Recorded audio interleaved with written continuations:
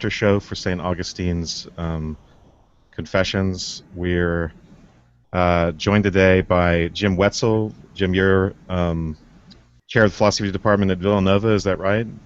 Well, I'm in the philosophy department. I have an endowed chair in Augustinian thought. I see. It's not an administrative chair, thank God. Right, yeah.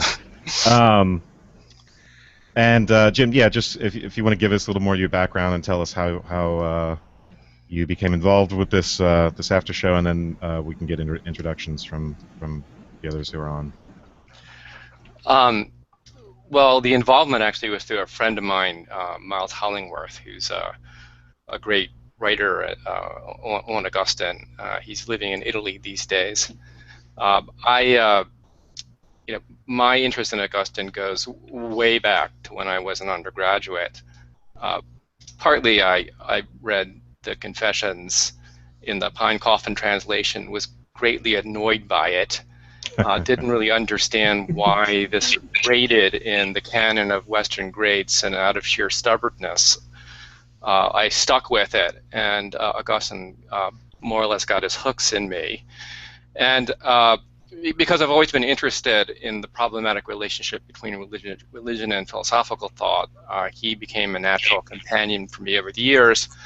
I taught for most of my career at Colgate University's liberal arts college in upstate New York. I've been at Villanova since 2005. Villanova is an Augustinian institute. And so I have this weird position of actually having the chair that's endowed by the order. So we all like to talk a lot about Augustine at Villanova, and I'm actually looking for occasions to talk less, but I'll at least hang out for a couple hours a day. What does it mean to say? Did you hear me? No, you broke up a little bit. Sorry about that. What does it mean to say an institution is Augustinian? Well, I mean, it's Catholic institutions are often associated with particular orders. Some institutions are lay run, some are run by orders. The Jesuits are big in the Loyola system. They are also BC is also Jesuit. Villanova is Order of St. Augustine. It was founded in the mid-19th century by Augustinian monks. There's only one other college in the country that's Augustinian, that's Merrimack. The Augustinians in general are not heavily involved in teaching orders, at least not in the States. St. Thomas of Villanova, who's the patron saint of Villanova, actually was a bishop, Spanish bishop, who was known for his work in hospitals and orphanages. But Villanova is a major university in the United States, and it is our president is an Augustinian priest. I am not a priest. Okay.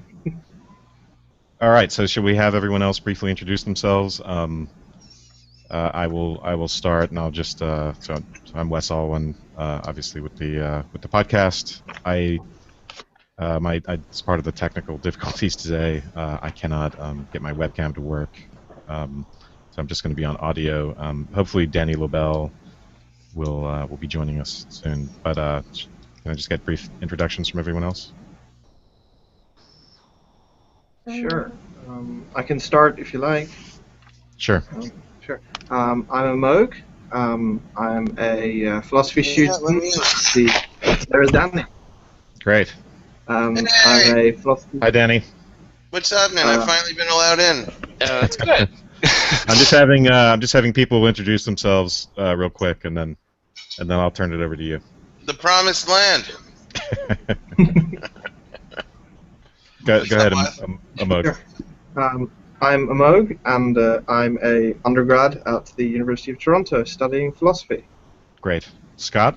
Cool. Hi, I'm Scott. I'm here in St. Louis, Missouri. The first time on one of these. I have, in my wretchedness, no credentials to speak of. Are you in an Augustinian apartment, or? I'm just Terle? Nice haircut. Thanks. Yes, my name is Tara Lee. I don't. Well, I guess my old church was pretty Augustine influenced, although not Roman Catholic. It was Anglican. And I just studied philosophy on my own, and I guess this is like my maybe my third after show, something like that. Is that your fourth after show? I don't know. I don't know. Maybe. Could be.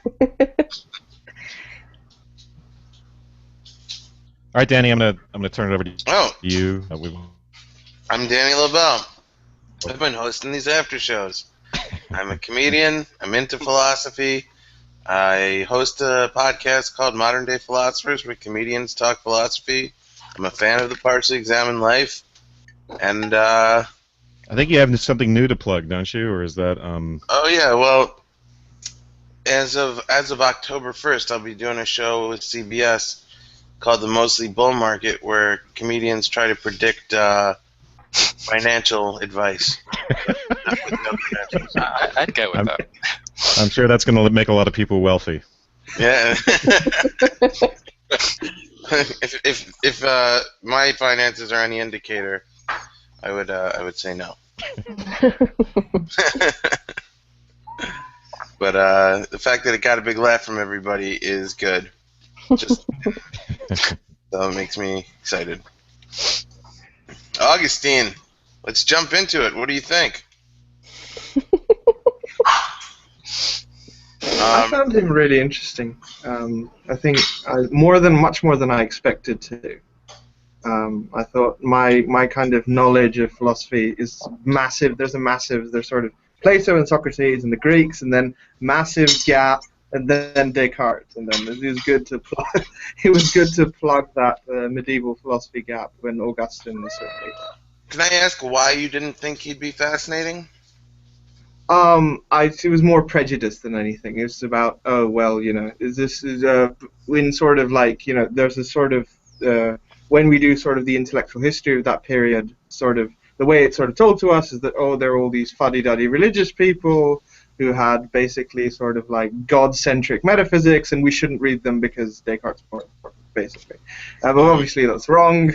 But it was good. I got started with Augustine rather than Anselm or anyone like that. I'm happy that I did. Yeah. And what were other people's impressions? I've always had a soft spot for Augustine. I think partially because I've always really gotten guilt, in like a way, not even in the way that like I think non-religious people are like, oh, you have a lot of guilt, but in the sense of like wanting to take responsibility for myself and being sort of shocked at how few people want to take responsibility for themselves. By the way, you do have a Vote for Jesus sticker behind you, so I would I think know, isn't that great? a guy who's talking about the inner Jesus might be a little bit more appealing to you. Yeah, no, I love that. Yeah. Cool. Prevent range fires as well. Yes. Right.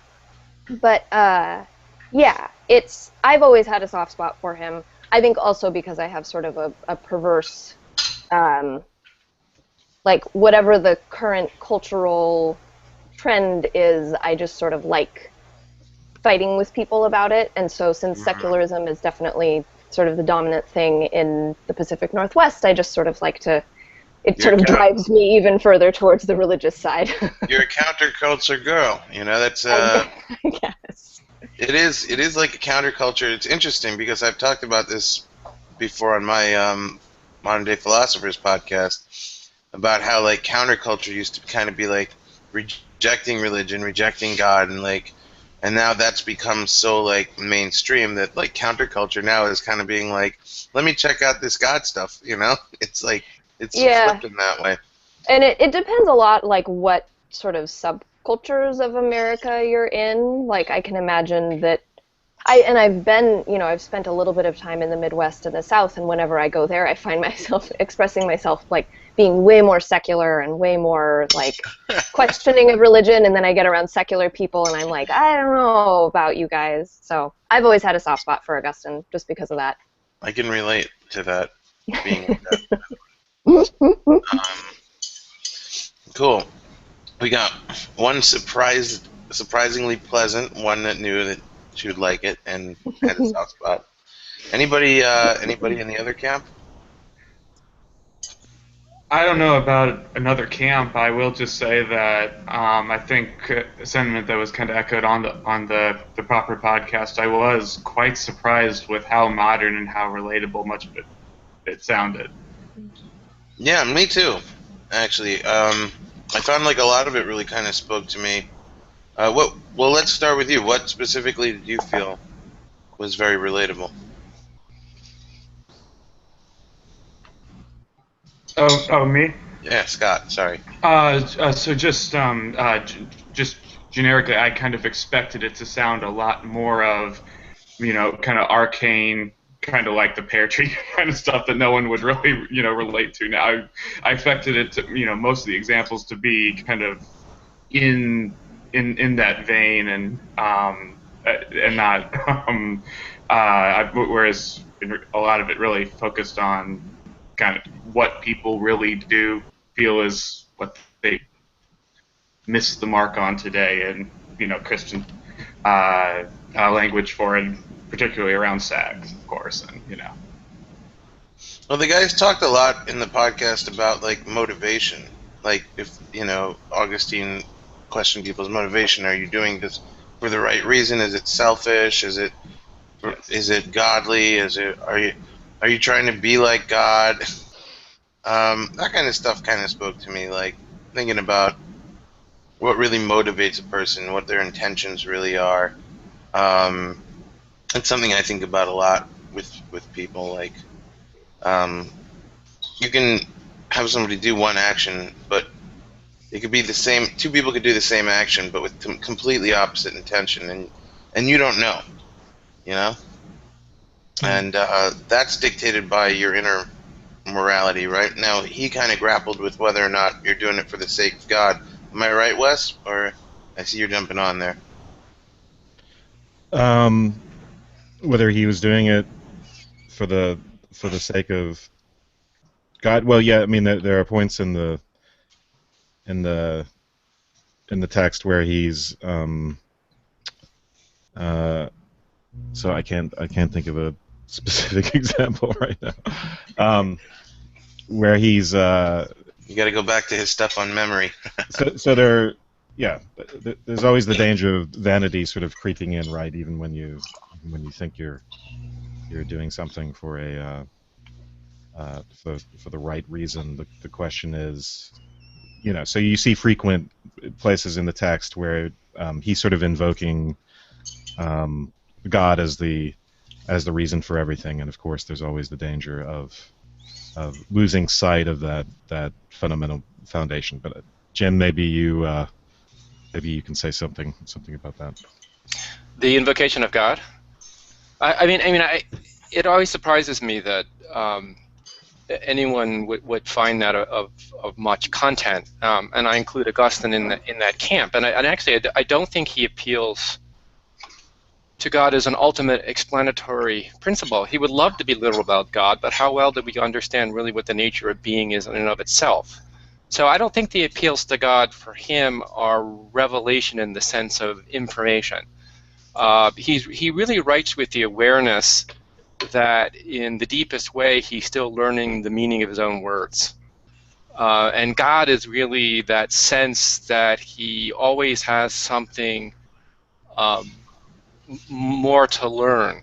I mean, he is a great psychologist. I don't mean that in a sense that he studied psychology, but he was very aware of the complexities of human emotions and their contradictions. And what was unusual about him for his day, and he sets the agenda for medieval philosophy, the way that we conceptualize the history of philosophy in the West. So I think that's grossly misleading. In his case, he's really a late antique philosopher, and the philosophy he's inherited is basically a Romanized form of Stoicism, where the goal in life is to get it together to the point where what's most important in your life you have an absolute hold on. He found that a very attractive ideal for most of his life, and he came to think ultimately that it was impossible and that it was undesirable. And you'll notice in the Confessions he's really quite preoccupied with grief.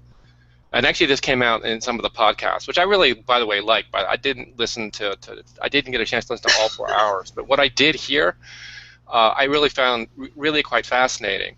And he is actually struggling to affirm grief within human life in a way that I think is highly unusual for his time, where our liabilities as human beings to love what it is that we will inevitably lose fragments the self in ways that we will never put together. And our imagination for thinking that we can put it together is actually worse than the grief itself. And so there's a kind of an unresolved or open quality to the emotional life that Augustine very much is in favor for. That's why, although he's a religious figure, he has resonances in writers like Dostoevsky, Beckett. I mean, he really has an appeal that tends to defy our usual desire to divide the world up into confessional lines: secular, sacred, Christian, non-Christian. Of course, he saw himself as a Catholic, but he wasn't born that way. And in his Catholicism, he really recognized that that wasn't, a framework for simply resolving all questions. It was a framework for asking questions in a certain kind of community. One of the things that I was interested in was sort of an overarching theme throughout both episodes, the theme in the Confessions and in his epistemology, his sort of emphasis on like humility, right? In all sorts of ways that seems to creep up. And when he discusses the fact that, he has this kind of, you guys talked about this on podcasts, he has this kind of emphasis, right, as a source of knowledge. In the Hebrew, like the social, he's a kind of social account of how sort of we get told what we know and stuff like that. And he also has sort of, in the Confessions, obviously, humility is a key theme throughout, where, we finite beings, God infinite being, and so on and so on. I wondered what people thought about that.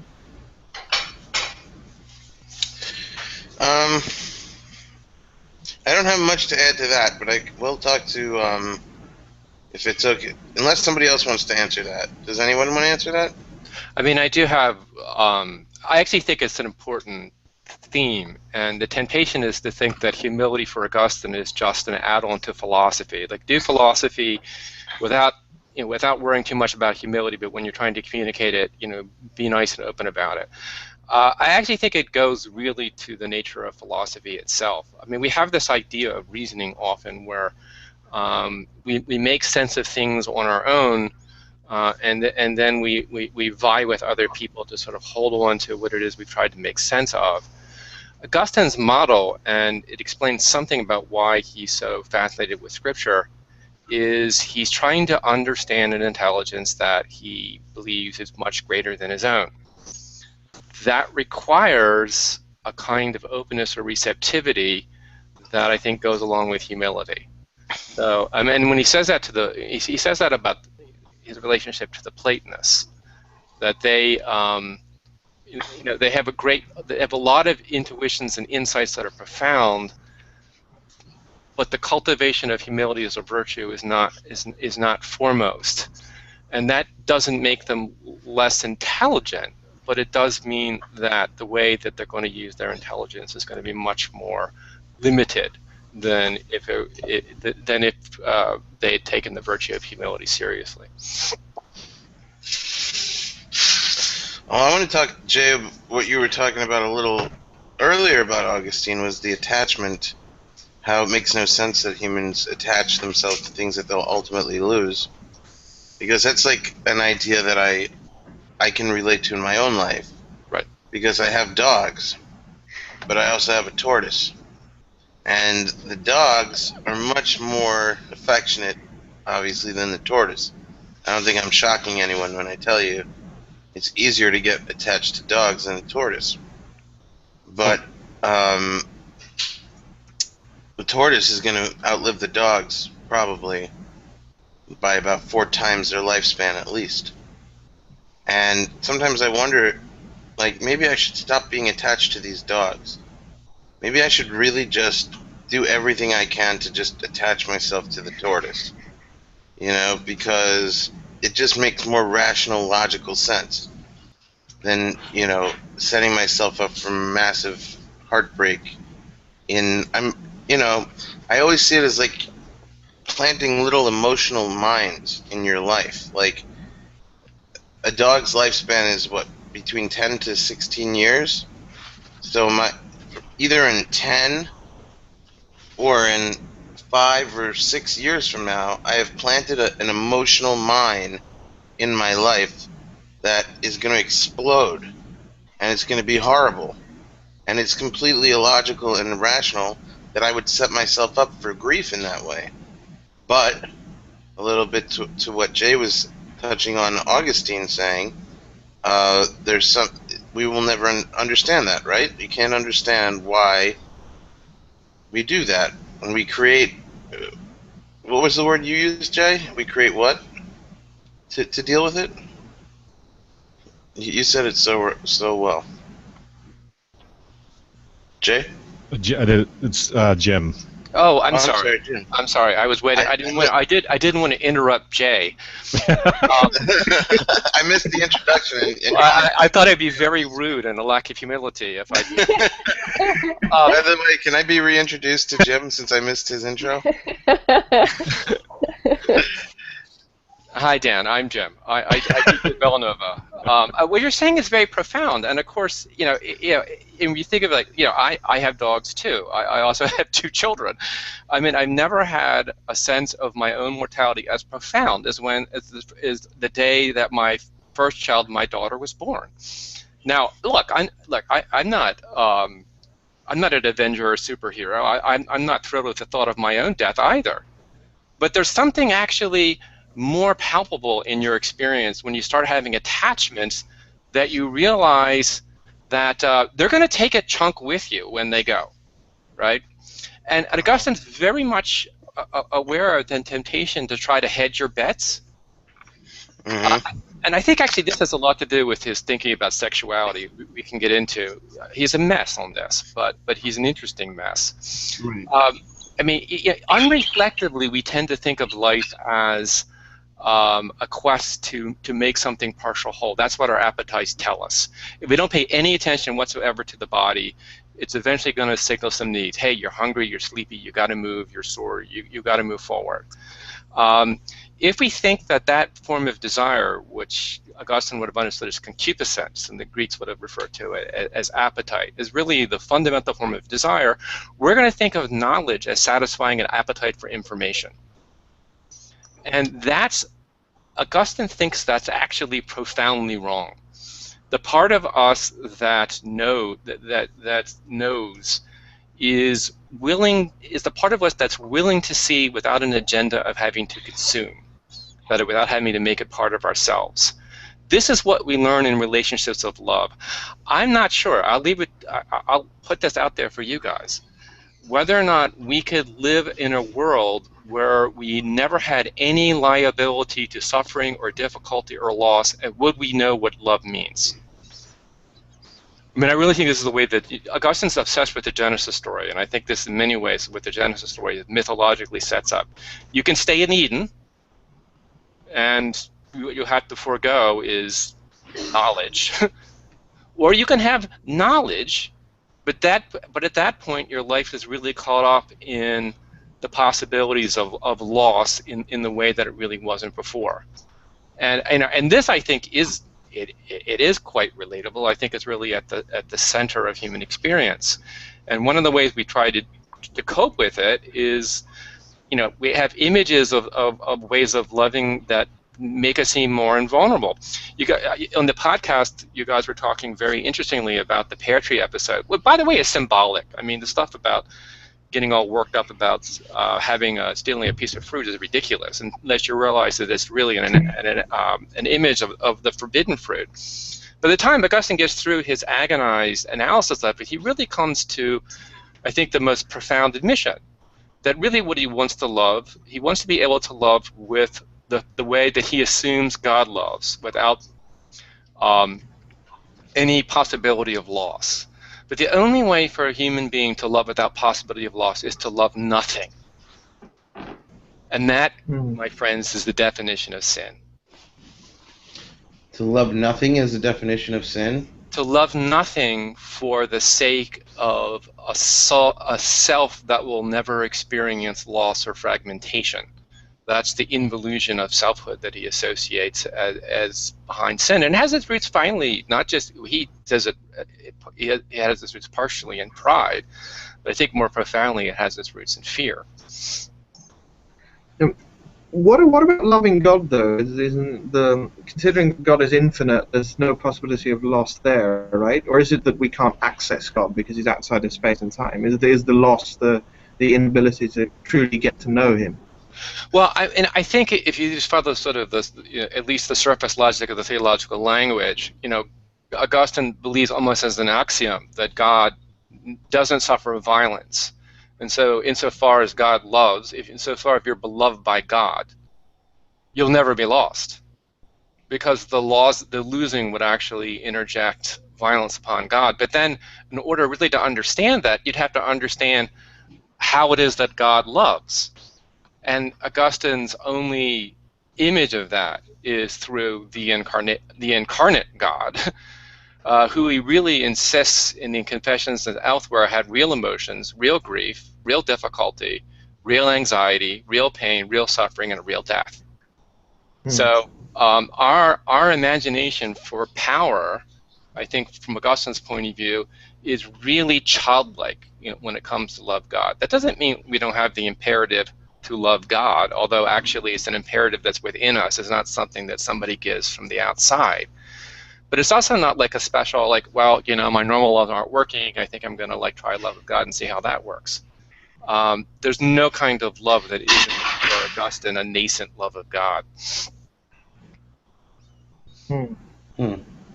So I guess, a few things are interesting as you were speaking.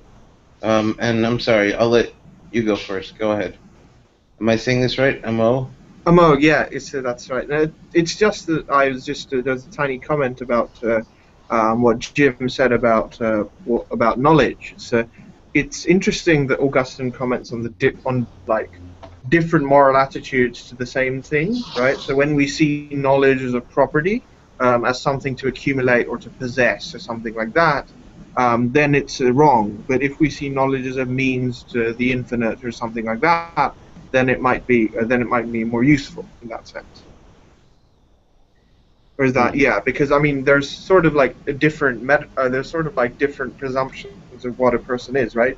It's like when you have knowledge to accumulate, your brain is this little sort of treasure chest which you put stuff in, but it's slightly different if knowledge is sort of a means of communication almost with God or something like that. It's just I was commenting on that difference. Yeah. It seems like what a lot of philosophers have grappled with, and it seems like from what Jim is saying, we're hearing Augustine grappling with also, is what does it mean to be loved by God? What kind, God is this infinite being, God is not, doesn't have human emotion, so if our understanding of love comes from a love of God, what does an infinite, non-human being define as love? Was I right about that being a question there, Jim?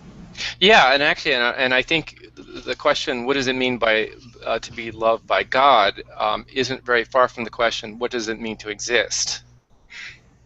Think of Augustine's, basic cosmological metaphysical framework. God is being, and God creates ex nihilo, out of the nothingness. That in and of itself already sets up a rather peculiar question. Well, who are we, since we are neither God nor the nothing? Really, what does it mean to exist? You're asking the question, what does it mean for a being that's in some ways intertwined with nothingness? We live in time, we're finite, to actually be in some way. I think Augustine has that question in mind, and he sees it primarily as a question having to do with the difference between love, will, and desire. And we learn love is actually, I think, the liberation of desire, and that has something to do with our quest for value and being beyond the limits of the life that we perceive, which is who he talks about that as God. So yes, Dan, that I think that's quite right. It's all like that song. I want to know what love is. Exactly. There's little. Am I wrong that as far as the text goes, there's a much more focus on love of God than. In fact, I don't remember a single instance where, and this You're breaking up on my end. Is it? Yeah. it's where Same he's here. sorry. Oh, I was going to love say right there. I don't remember an instance where he is talking about God's love of human beings. I mean, there's obviously lots of talk about love of God, but am I wrong that there's far less focus on God's love for us in the Confessions, or? Well, the whole thing is set up as a prayer, right? It's a second person affair, and we're kind of listening in, and we're invited in an interesting way at 9, and then weird things happen in the later books. But he is voicing his soul's love and desire for God, and what we need to be looking for as his prayer, his confession unfolds, is in what sense can we imagine that he's getting a response? Mhm. And that has everything to do with how we read him. I mean, what he says of Scripture is that you don't get it right unless you walk away loving more intelligently than you began. And although he wrote a book, I mean, he's a young bishop at the time, and believe me, he's got plenty of enemies. He wrote a book that makes him very vulnerable. It really, as a piece of apology, it sucks. And so he at one point will say, how he hopes to be read, which is, not give him a pass, but read him with the kind of desire that he has, that in these fraught encounters we have in our relationships, to hope to come away a bit more generously minded than we were before. I mean, that's the way he really wants to be read. God's never an object to be comprehended in the Confessions. And I think really what's remarkable about the Confessions of the book from my point of view, and it changes, but so my point of view as of now, is how extraordinary Augustine sees the great metaphysical, cosmological, theological themes playing through very mundane realities. I mean, he tells us about his girlfriend, his learning of a language, his not liking to learn Greek. I mean, these are details that you just wouldn't expect would go into a philosophical self-testimony. And lots of people didn't like the Confessions, both on the Christian and sort of the pagan side. But I mean, there is, as I say, God never appears as an object. He shows up in how you hear Augustine's voice. I mean, he does talk, for instance, about being known by God. So, for instance, at the beginning of 10. Yeah. Let me know thee, who knowest me. Let me know thee, even as I am known. So this is sort of the point I'm trying to make of God's relationship to him. Unless I just simply don't remember it, I see more of this type of language about being known, but less about being loved. But they're not separatable, I think, for him. Right. I mean, I'm just saying explicitly, even So I'm curious about So. I keep hearing, things always remind me of different songs. So that sounds like Augustine doing "My Sweet Lord." I really want to knowest you. Really want to knowest me. You need to put together a tape. Yeah. I'll play it for my class. Lord, but it takes so long. St. Augustine, the pop album. These little things, they just trigger songs, you know. But I just think that's such a funny idea. I really, my sweet Lord, written in Old English. I really, but it's pretty much the same thing Augustine was saying that George Harrison was saying years later. I really want to know a Steve. So I think moving back to the question of attachment, if so, suppose someone were to. Sorry, I'm getting an echo from someone. Yeah, I'm getting an echo too. Yeah. Yeah. Is let's see. Does anyone have their speaker on? Somebody must. As I'm opposed to hearing headphones. echo. So just mute. Maybe if you don't mute yourself. Yep. No echo now. Great. Thanks. Wait. So Yeah, suppose someone were to, because Jim, the way you were giving us a more nuanced view of Augustine's thoughts on attachment than I suppose someone who comes to this, who's first reading this, might get from the book. So for instance, it might seem to a casual reader that this is really a sort of stoic call for a retreat from worldly attachments, and that the one safe thing for us to love is God, because God has that permanence and foundationality which nothing else in the world can give us, whether it's various types of pleasures or even human relationships. Although there are points in the text, of course, where it seems like it's okay to have to sort of realize that they are sourced in God, something like that.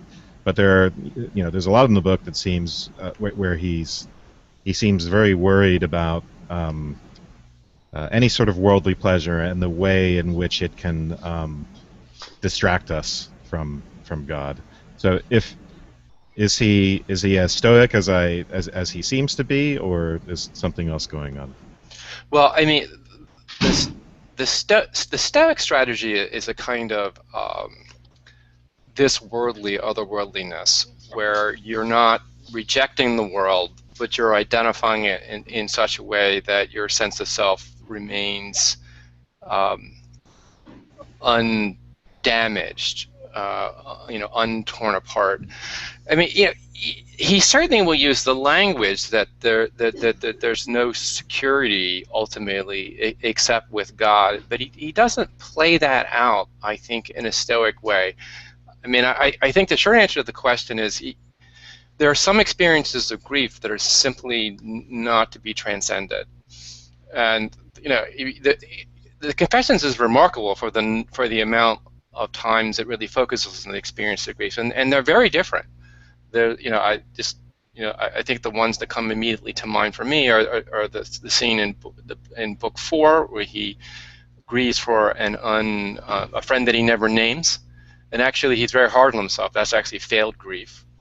There is the short but incredibly important passage in book 10 when he talks about sending his lover, basically his wife, the mother of his child, back to Africa. I think actually that has a huge impact on him. And then there's the grief for his mother.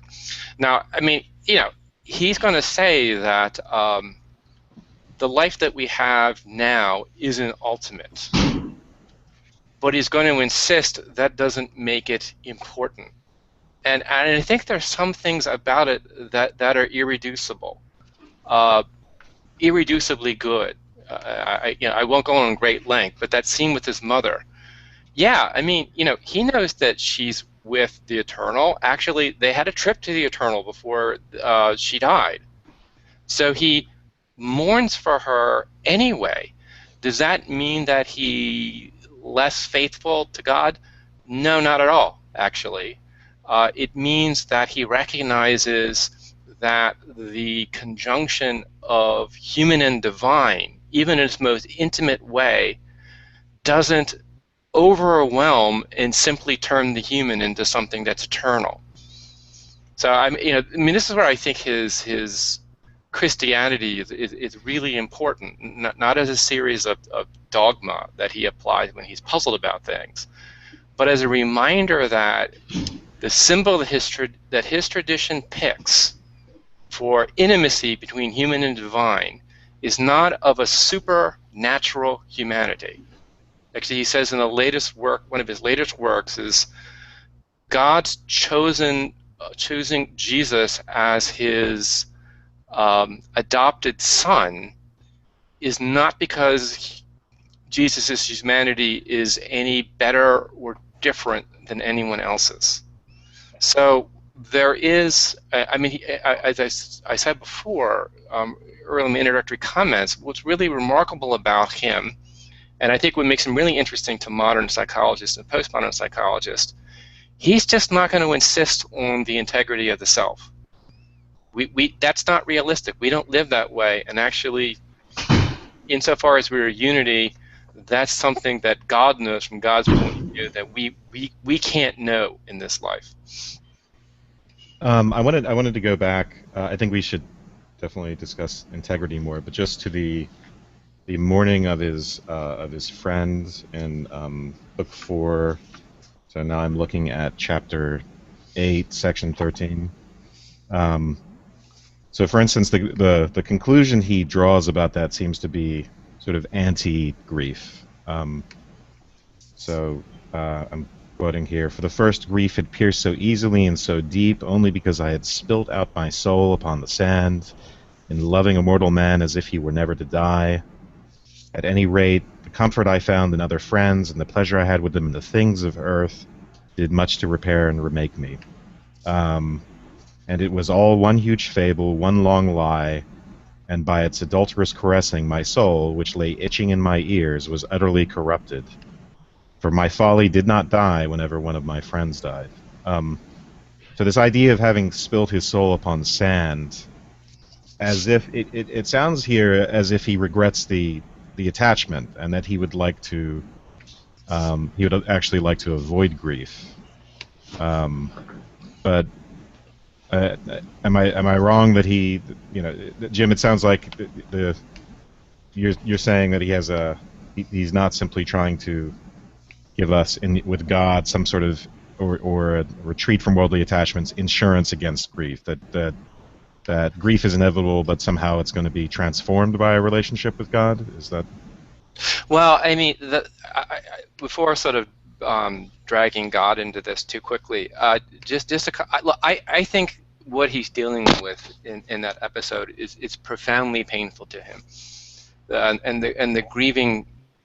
For Augustine, the cleaner your relations are, the more you've allowed someone in your life, the more integrity your grief's going to have.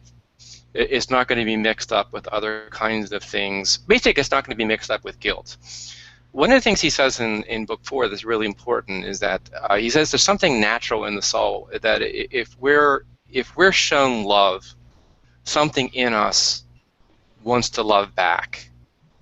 And if we don't love back, or we love back too late, that's really a torment. What he tells us about the relationship with this guy, and he's like 16, he's coming back, from, I think, Medora, and he's back in his hometown, which he really doesn't like that much. It's really his father's hangout, and he has a real problem with his father. But if you listen to the way that he describes his relationship with this friend, it's like a lot of his relationship at the time. He's charismatic and very persuasive. And he assumes he can basically make his friends into the people he wants them to be.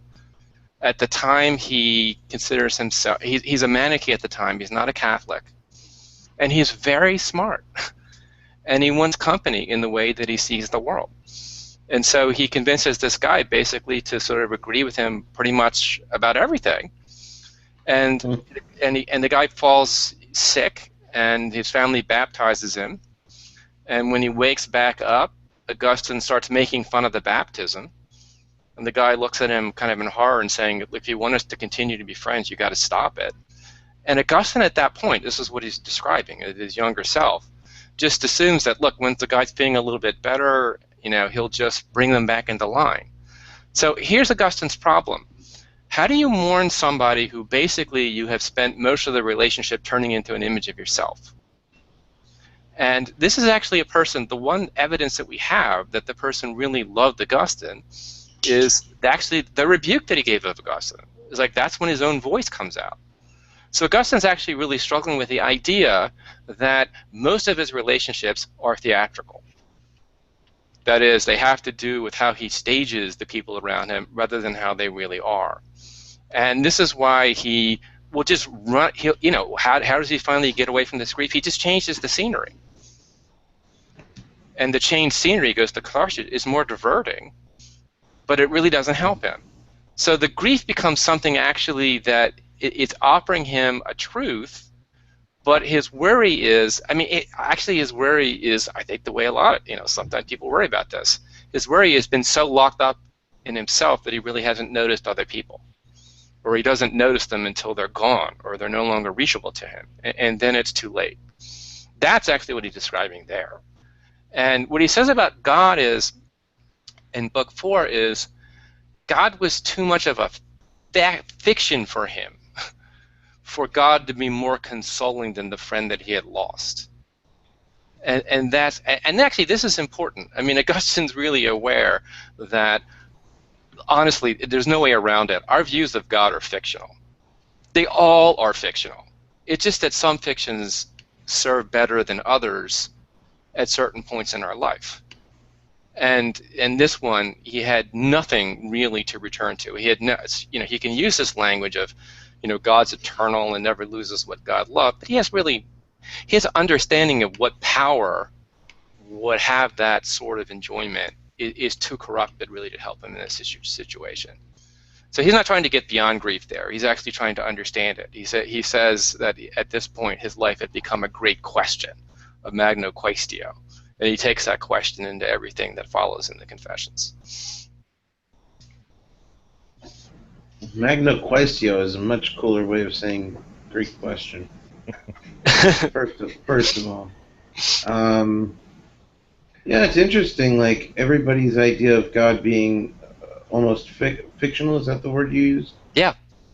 Jay. No, I'm just kidding, Jim. Hey, I'll go with Jay. Yeah, but there's also something that unites everybody's understanding of God, which is also fascinating. Sometimes when I've grappled with these ideas, I've always come back to this idea that there's this unified idea. Even in, maybe I don't know much about Shintoism, but even in what little I know about Buddhism, seems to have a lot of the same themes as the three major religions. Whether it's a monotheistic religion or not, the idea of what God or gods are remains very much the same, right? The only difference being if you can attribute some physicality to God or not. But the understanding of what God is, what God does, it seems to me, in my limited understanding, that it's pretty universally accepted as the same kind of thing. Am I wrong in saying that? Well, what's your understanding of the universal understanding? Well, Tara, what do you want to say? Sorry, before I answer that. I would take issue with that, just because I think that, number one, within Buddhism is like a complicated one, because within sort of strict Orthodox Buddhist texts, there's not necessarily a place that needs to be occupied by a god, which is why it's a system that I think is amenable to a lot of atheists. But if you strip it down, Hinduism is something that I think is pretty radically different, actually, in their conception of God and gods. That I think that the big monotheistic religions, Judaism and Islam and Christianity, God is so remarkably similar that I often make jokes about the fact that we keep fighting with each other because it seems so preposterous because the things seem so similar. Well, that's what makes people fight, by the way. Anything similar, if you notice, the closer you are to some, like Arabs and Jews, pretty similar. Okay, we'll fight. The Catholics and Irish, Protestants. yeah. Yeah. I'm But hearing Narcissism of I small don't think, differences. yeah, I don't think that it's accurate to say that because I know just from, especially from studying like Indian philosophy and Indian religion, I was shocked at how radically different it was. And if you want to say it's similar in the sense that there's something bigger that created things, like you could say that they all have that in common, but I feel like the similarities actually kind of stop about there. But that's all there needs to be. That is what I was going to say. And I think, like, if you boil it down to its very essence, that's what God is. Something bigger that created things. Like, you can then attribute your own little, well, I'm enjoying that definition of God. Something bigger that created things. But that is God. That is the essence of what God is. Then you can put your little add-ons, I think God's bigger that created things, and he hates the Amalekites. You can add your little widgets to it, but really you're working with the same core. I'm still hearing an echo, by the way. I don't know if other people hear that. Yeah, I do. Well, Yeah, I do as you well. have to turn your microphone on to talk. Yeah. It's from you.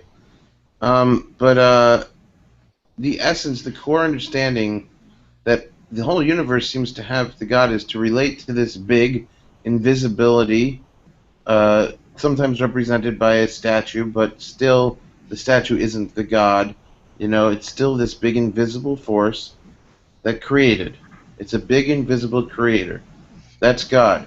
Then, like I said, you can put your accoutrements to it. You can customize God based on what works for you. But that is the core essence that we're all on. Nobody's saying, you know what God is? God is a bicycle maker. That's it. I mean, I don't know. This is stupid because it's still a maker. But you know what I think God is? Feathers. That's what God is. It's not like anybody's had this other thing that God is. We all have agreed God equals creator, big thing creating, right?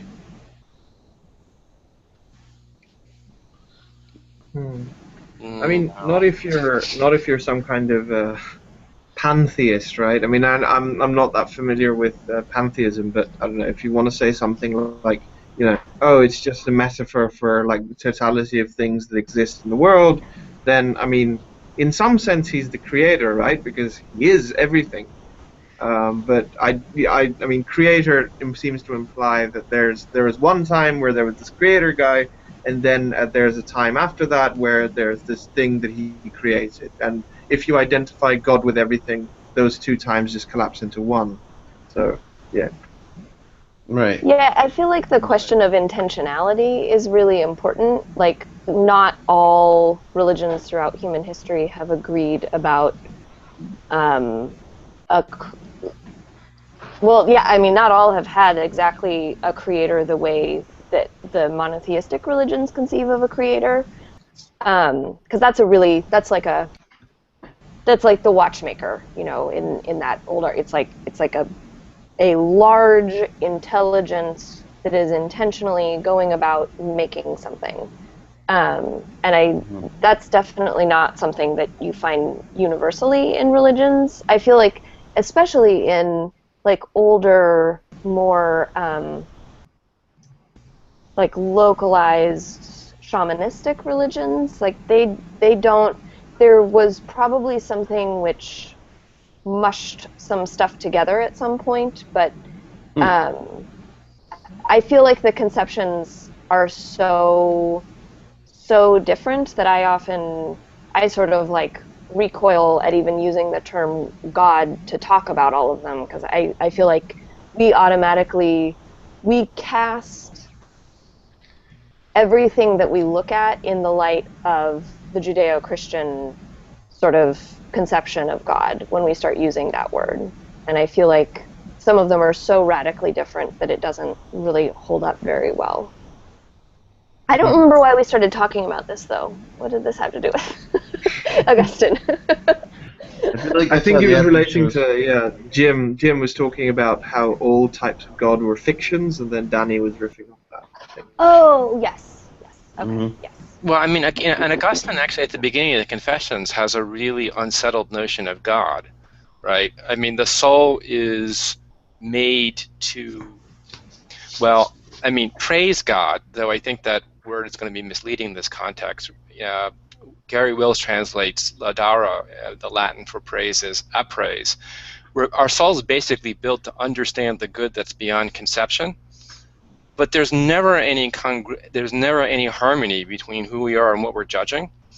So it's not entirely clear that. And this, when I say that God's a fiction, of course, I don't mean fiction in contrast to literal truth. I mean the way in which there's certain forms of truth-seeking that inevitably are going to require some imaginative capacity from the truth seeker.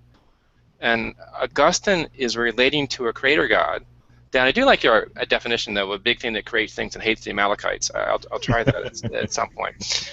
But Augustine's creator is, and the metaphor is, there's just a mismatch. I mean, how do you invite God within the house of your soul? I mean, it's just a disastrous, attempt to fit. It's going to wreck your house and confuse God. And he never really, I think, moves away from this idea that we're really trying to relate to something that is, strictly speaking, impossible to relate to. And in that sense, we are necessarily in the realm of fiction, creativity of our own.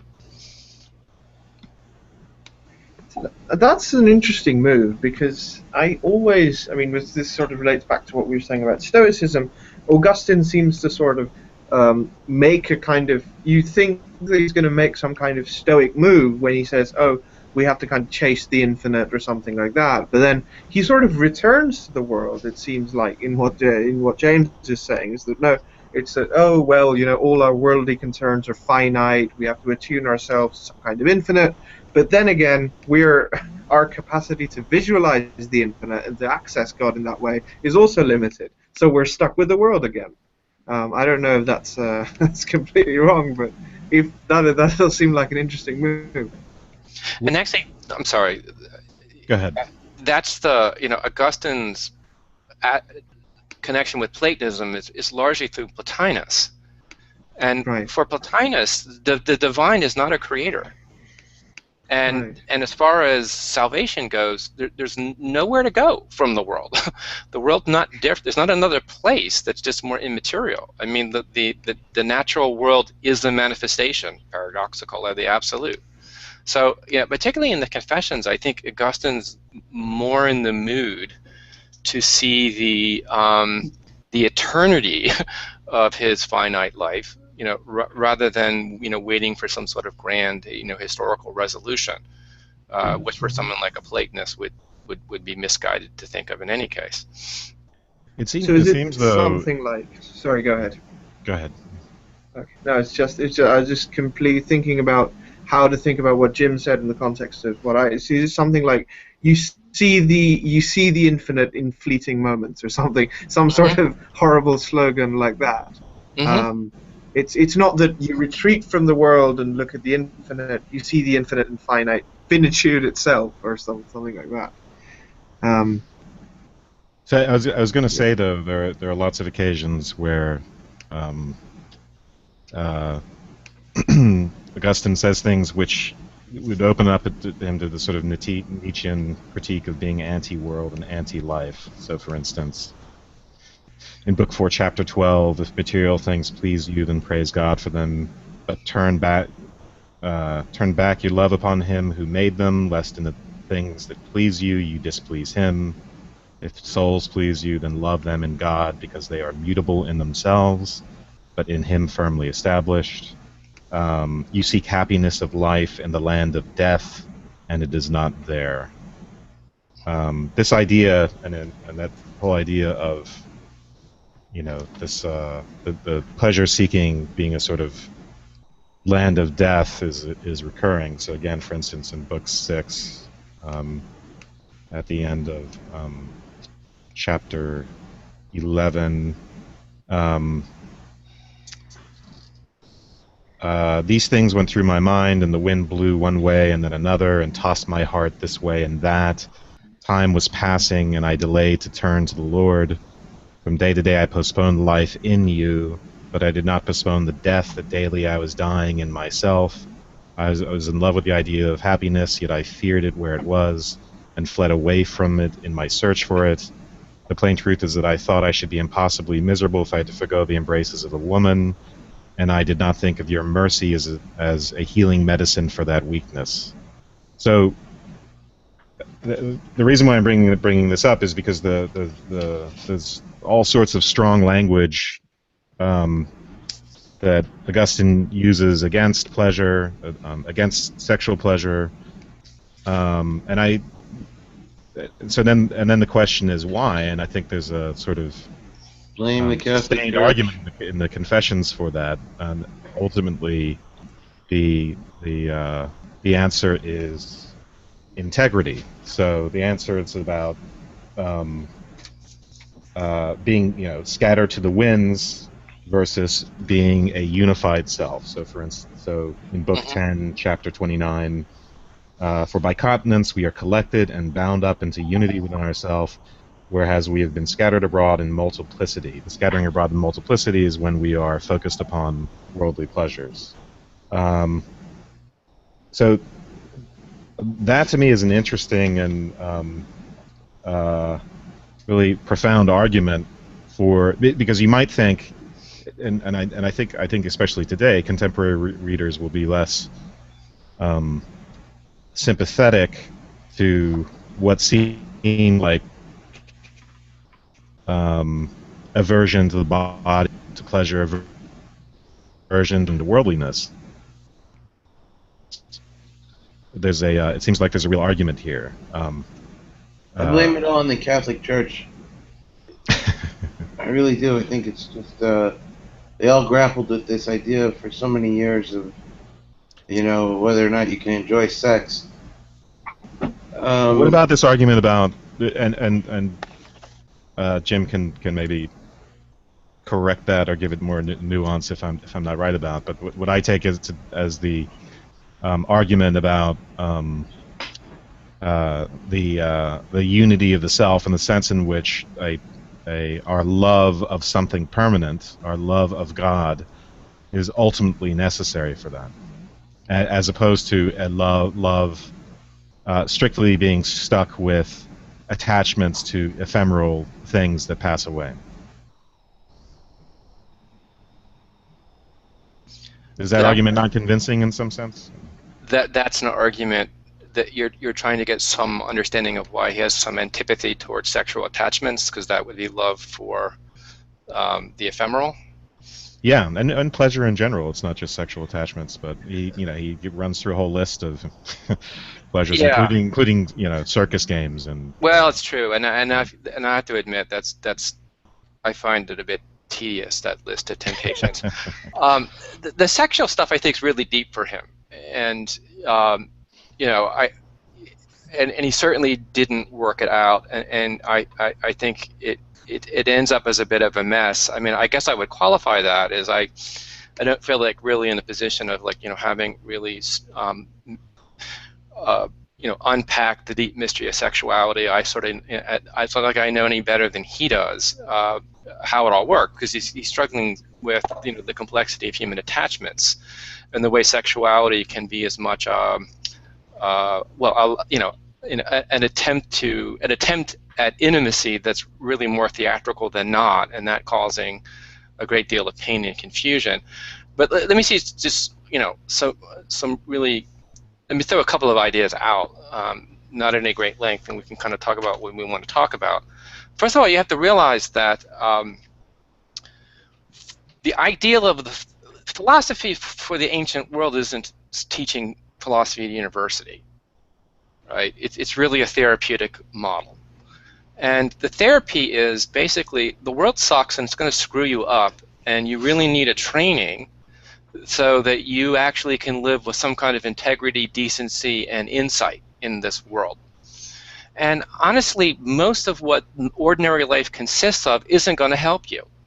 So there's already an ascetic imperative for the philosophical life. Like the idea that you shouldn't spend a lot of time with your sexual life and your family life was simply like, you're not going to have a whole lot of time for reflection or contemplation if that's what you're all caught up in. So that's part of what Augustine is talking about. And in Book 8, when he talks about his so-called conversion, it really it's in some ways it's trying to get over his sex life. There's no requirement that you have to embrace celibacy to follow a path of Christian philosophy. But Augustine at that point says to himself, well, I really want the higher, the cooler, the more impressive option. And actually I'll just leave this as an observation, and we can talk about it more, the issues surrounding it if you want. At the beginning of Book 8, when he says that he is almost there, he's got the more or less the right conception of the eternal. He's got Catholic friends. He's over Manichaeism. He's pretty much ready to walk away from his life as a professor. He says the one thing that is sticking to him is that, well, the Latin is really hard to translate, not because it's so fancy, because of the phrase he uses. He says, I will translate it for you. But this is the Latin. Sed ad hoc tenacitur conligabar ex femina. If you translated that, it says, well, but up to this point, tenacitur, really tightly, conligabar, I was really being tied. And then the phrase he uses is ex femina. Well, the way that's usually translated is I'm still really tied to a woman. That is, he's still got this wife coming, and he's had a mistress in between, and he had gotten rid of the other woman. So at one level, that seems to be what he's saying. But that's actually not what the Latin says. He says, I'm really tied up ex femina, like ex nihilo, like ex libris, like ex cathedra. That's origin. What he's saying is, I'm still tied up with my origins in a woman. I'm still very mortal. But at this point, he is yet to discover, and he won't until the end of the book, what God's relationship to mortality is all about. Right now, he thinks of it as an antithetical relationship, and everything about sexuality reminds him of his ties to mortality, and he thinks at the beginning of Book 8 that's what's standing in his way. By the time he finishes Book 8, I think he has a different picture.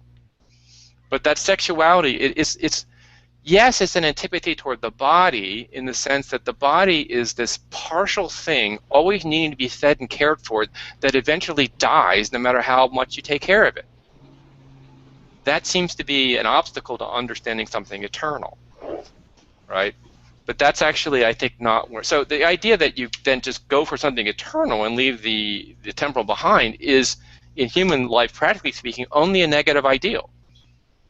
Because the eternal doesn't present itself like another object on the table. It just means you're going to try to devalue everything that you normally love.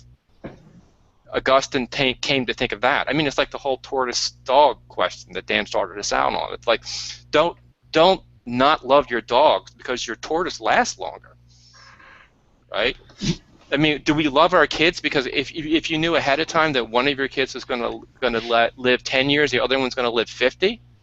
Would you put all your time into loving the one that's going to live longer? Because somehow maybe you should focus on the one you have less time with. Well, that actually tends to be what we normally do, and for Augustine, that's a real spiritual intuition. That's the part of us that knows that really what's of value is really being veiled by time, but we can't get to that value simply by being resentful that we live in time.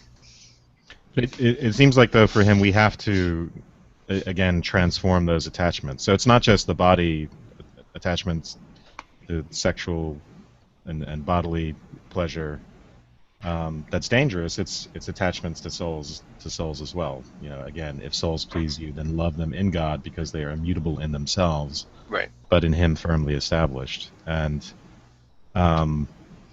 that strategy for dealing with grief and loss seems well again it's still a question to me whether he's arguing for a retreat from those attachments, or if as this what I just read seems to suggest, you transform those attachments through your relationship with God.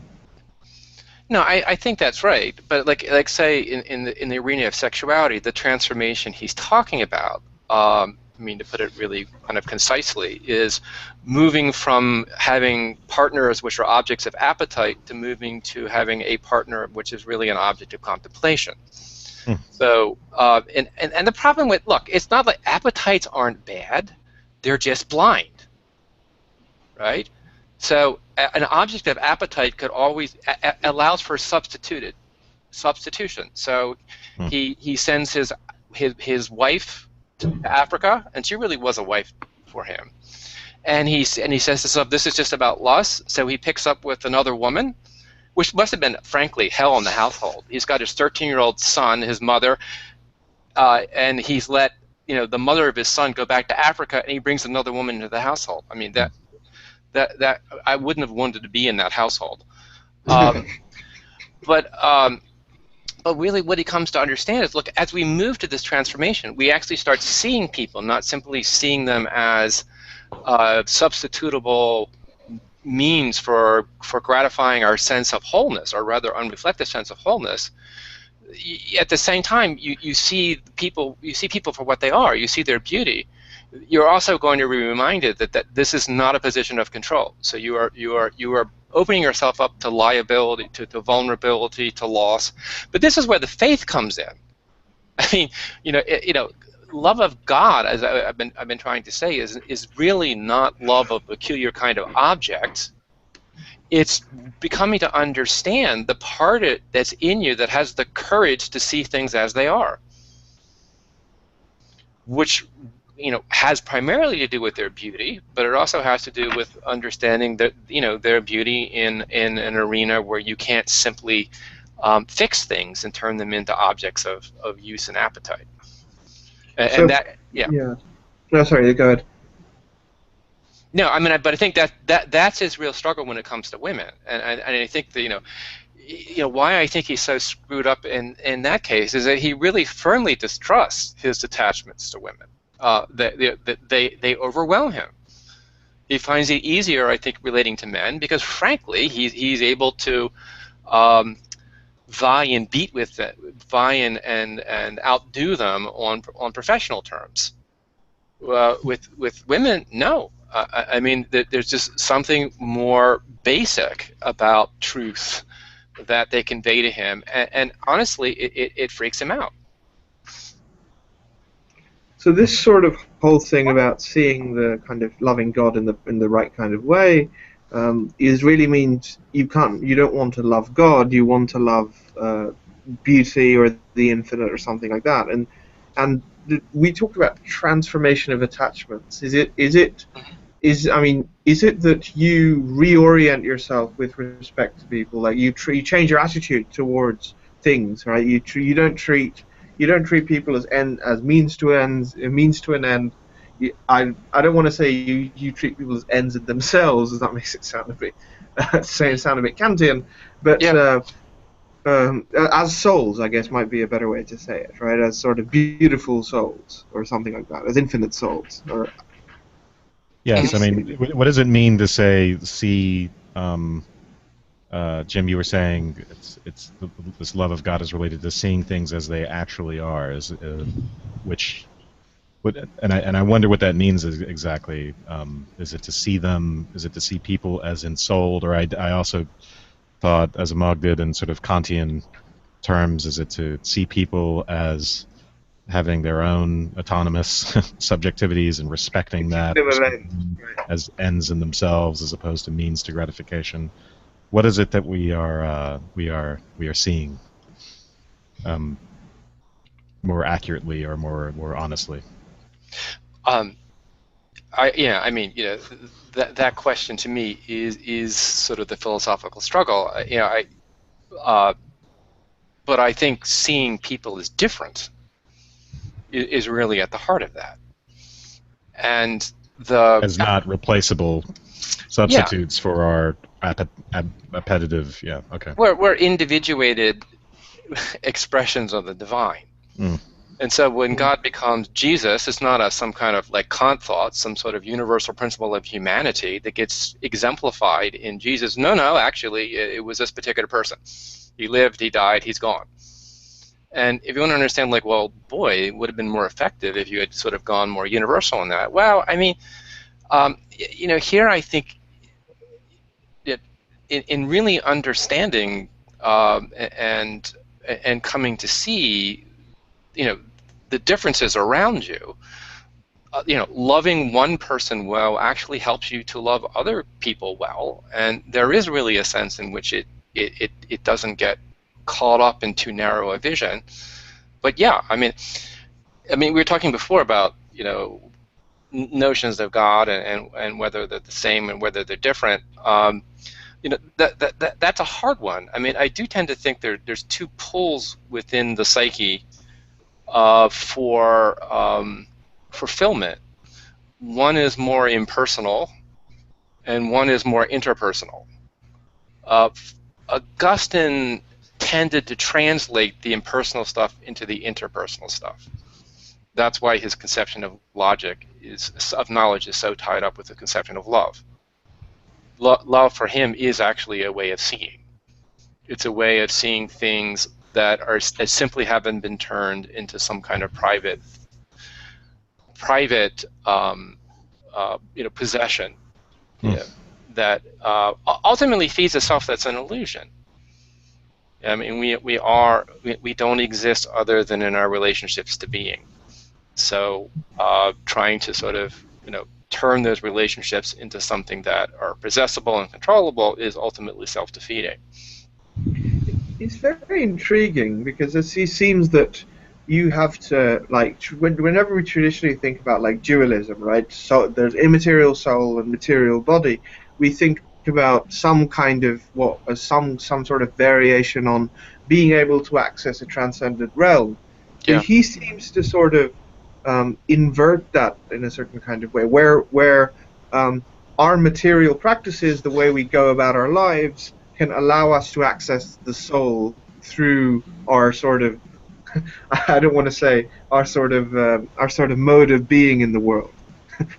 Mm-hmm. Yeah, it makes it sound kind of existential, but it's fair. Yeah, I mean, that is an interesting connection. I mean, it's like sort of existentialism in a way. It's sort of, I always thought about that as being radically other to Augustine, right? With all its talk about ungroundedness and there is no God, and we have to sort of change our way of life constantly. But he seems to be sort of going on some existentialist themes. Well, Camus wrote his dissertation on Augustine. Yeah, there seem to be a connection there. I mean, I know that they're like existential Christians, like people like Tillich and so on, but I didn't expect to see it in Augustine, but it seems to be there. I have sort of a question, I think, for Jim. Going back to so first off, I am sympathetic. I think I'm more sympathetic than most modern readers to Augustine, but I do think that your reading of him is maybe a little bit more generous than I would be willing to grant him in terms of his relationship to women. Sure. And I was sort of curious because I hadn't thought much about this until listening to these podcasts. I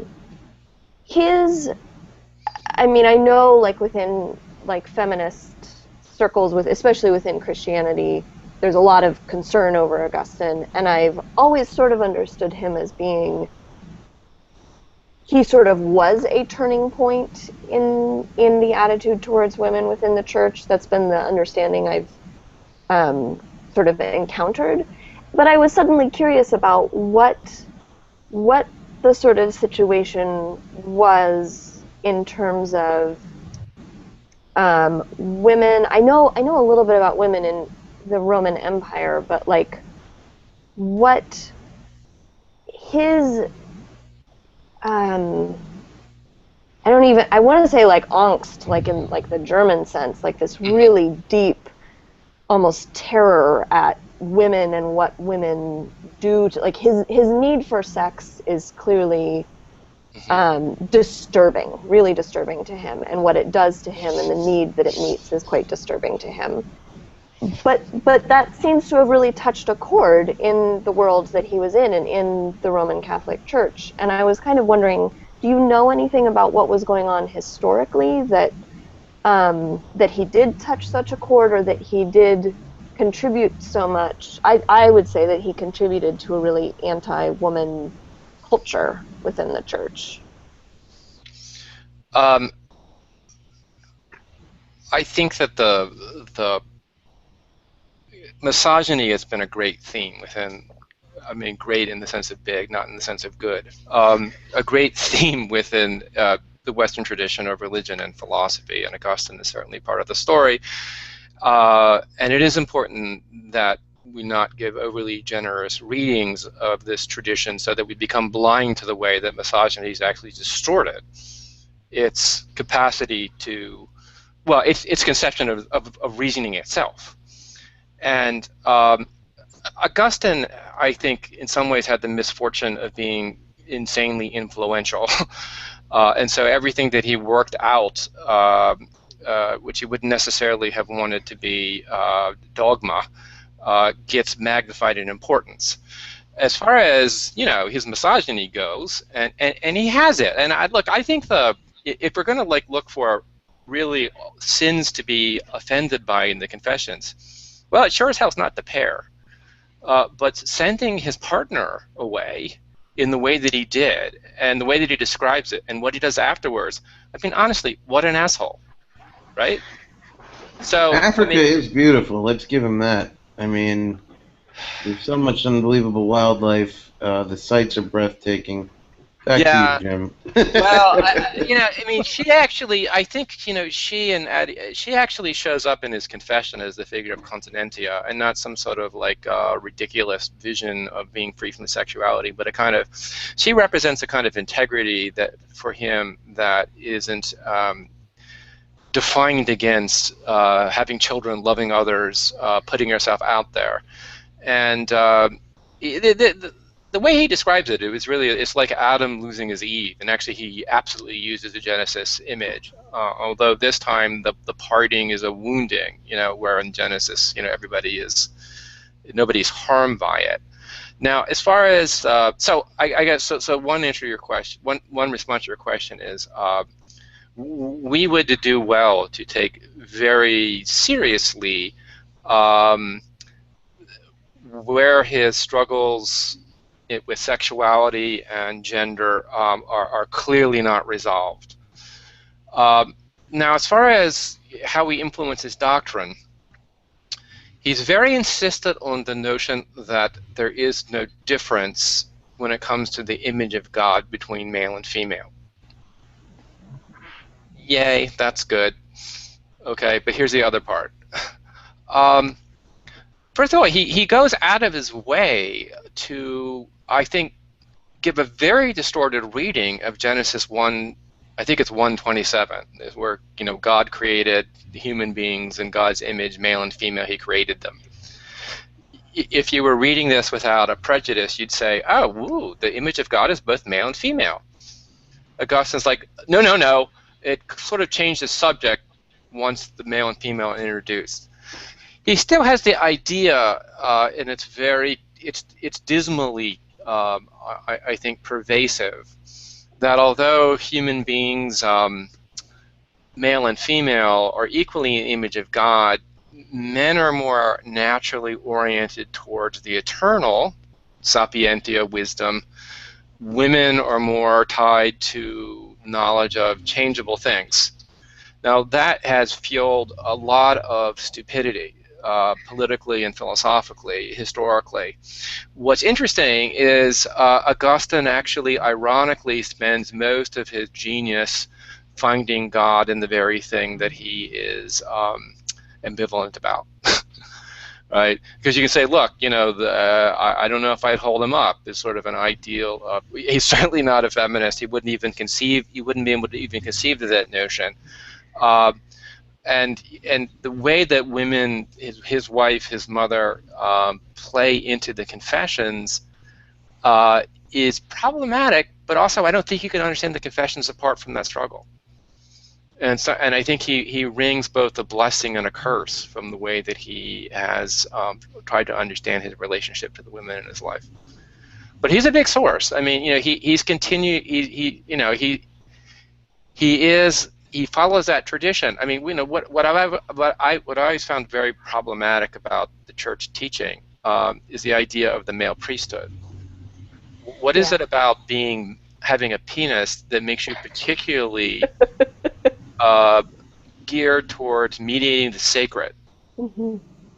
Actually, Augustine talks about his relationship to women, especially his mother. I mean, the relationship to his mother, that whole scene in Ostia, when they kind of visit eternity together, that actually is a sacramental moment. And that's the moment when his mother enters into the Trinity, right? So there are ways in which I think this is a very Augustinian point. We learn the most from that which we think we have decisively rejected.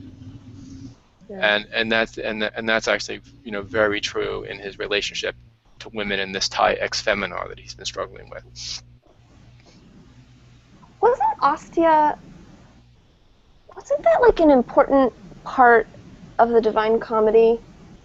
Has anybody here read that? I can't remember. I feel like Dante did something with that with Ostia. I read parts of it, but I wouldn't be able to comment on that. That'd probably be in the Paradiso, which I have not read through. Anyway, that's helpful. I think,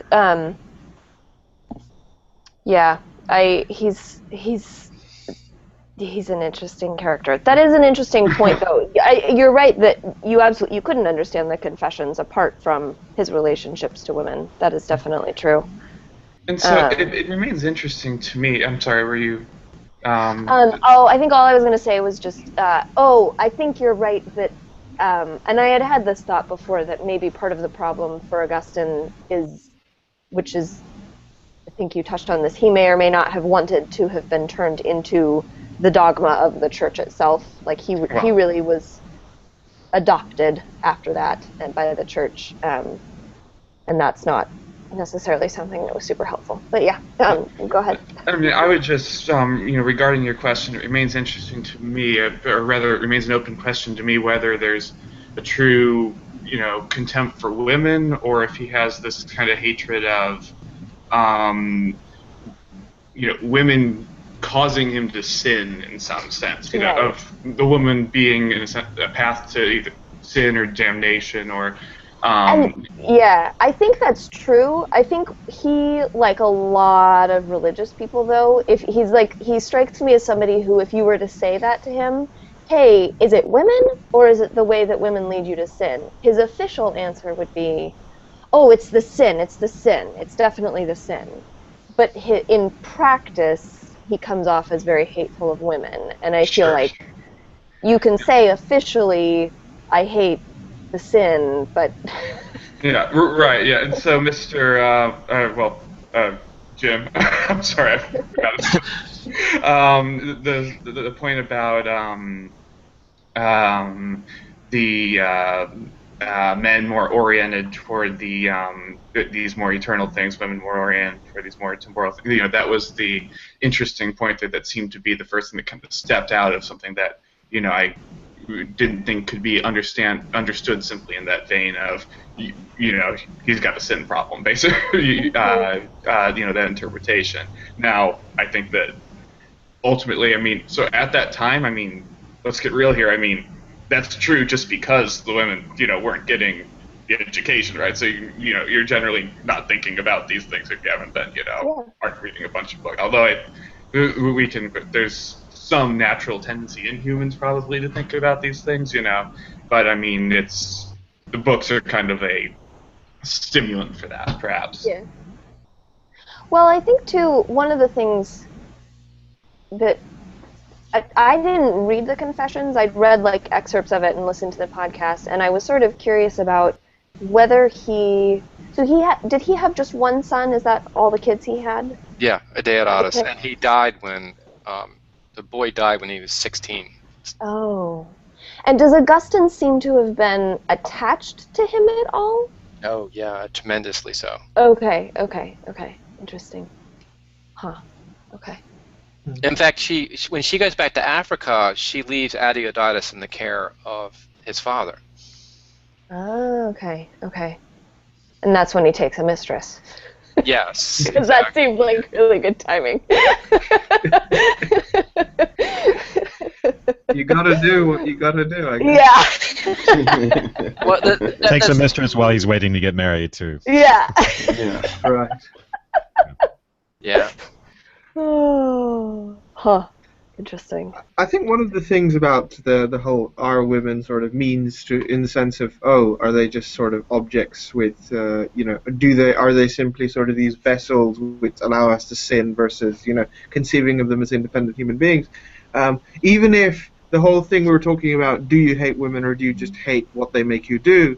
Both sort of, the second option is not really that much of a cop-out in the sense of, you're still treating women as an object, right? You're still treating them as, they are people only insofar as they have an effect on me, rather than they are people with sort of autonomous desires or whatever.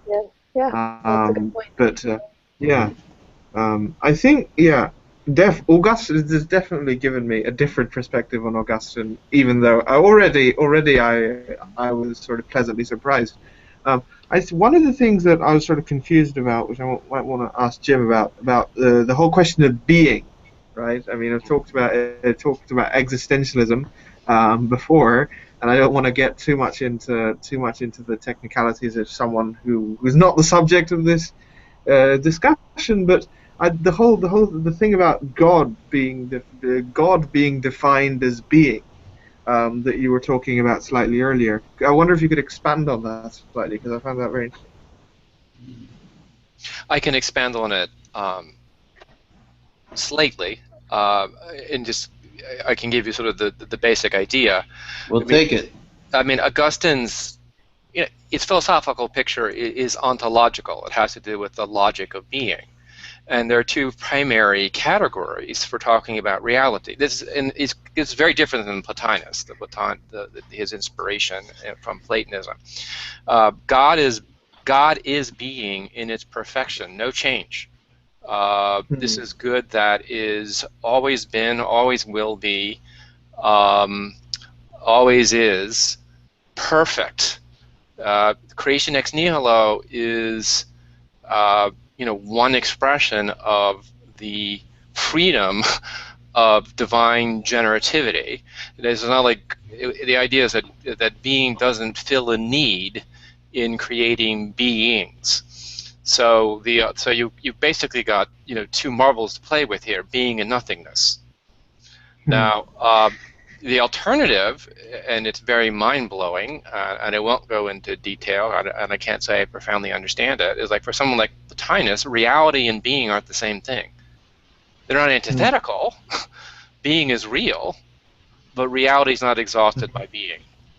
That gets much more, then you get a very kind of complicated anthropology. Augustine's, here's where I think it becomes psychologically perplexing for Augustine, the ontology does. Basically God's your parent. Being is your parent. Well, most of us, we at some point in our psychological process, we have to individuate from our parents. And we do this by actually having other people around us that we use to define ourselves, at least in contradistinction to our parents, if not in opposition to them. I mean, we all have different, I think, versions of adolescence. But having God as your parent really sets a problem. I mean, how do you establish your difference from simply that which is? It looks like you have to embrace Well, nothing was the other possibility. And actually, this is where I think the stuff with women gets very complicated, because really, what are your choices? Your mundane origin is ex femina. We've all come out of a body of a woman, at least up to this point. That may change, who knows. Your mother gives you your birth. She also gives you your death. What does God as parent do? Well, he or she, or the transcending of gender, God pulls you out of the nihil, the nihilum, the nothingness. Those are very different notions of orientation, and I think the